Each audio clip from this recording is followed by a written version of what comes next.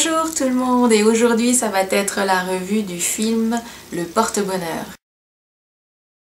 Les acteurs principaux sont Zac Efron pour Logan et Taylor Schilling dans le rôle de Beth. Un ancien marine va traverser toute la Louisiane afin de retrouver une inconnue, une femme qu'il a trouvée sur une photo quand il a fait ses 3 tours de service en Irak. Et il voit en elle, en cette femme, un porte-bonheur parce qu'elle lui a à chaque fois sauvé la vie durant cette période-là. J'ai été énormément impressionnée par la performance de Zac Efron. Il nous donne un jeu qui est très solide et qui est de plus en plus mature. C'est vraiment quelqu'un qui est à surveiller pour l'avenir. Le film est assez simple en lui-même, c'est classique aussi au niveau des histoires d'amour. Malheureusement, c'est énormément prévisible. Bon, c'est peut-être en tout cas prévisible pour moi, je ne sais pas pour tout le monde. Mais les deux personnages principaux vont évidemment tomber assez rapidement amoureux l'un de l'autre. On arrive, je crois, pas mal au milieu du film qu'ils sont en amour et qu'ils sont ensemble.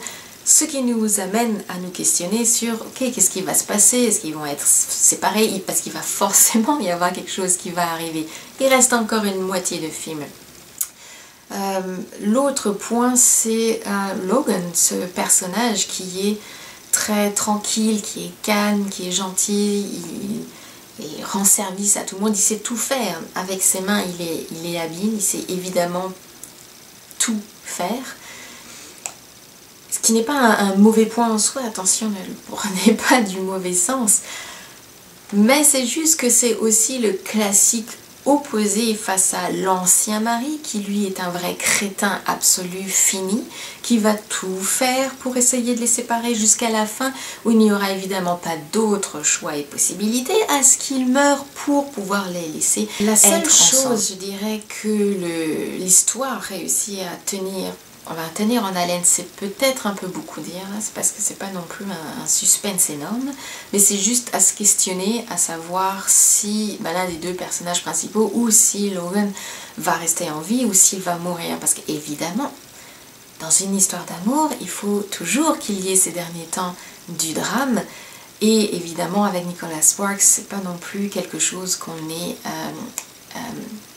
ne retrouve pas avec lui.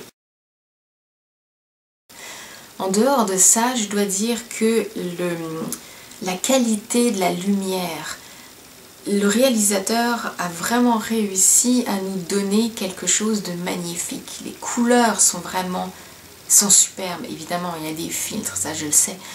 Et même si la nature est capable aussi de nous donner ces couleurs-là, le paysage, les couleurs qu'on a, il y a des couchers de soleil absolument magnifiques. Je pense que ça doit être tourné au niveau de l'automne peut-être, corrigez-moi, je ne suis pas habituée au niveau des couleurs de la Louisiane, mais ça serait idiot là de ne pas le reconnaître que moi je trouve que la force de ce film n'est pas dans l'histoire, mais se trouve dans le jeu de Zac Efron et se trouve dans l'image, dans les couleurs en elles-mêmes, dans les paysages.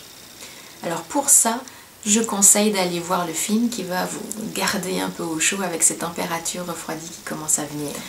Merci beaucoup pour avoir regardé cette revue, de dire que vous l'aimez, de la partager avec tout le monde. Si vous voulez laisser des commentaires en dessous, n'hésitez pas, ça me fera très plaisir de les connaître.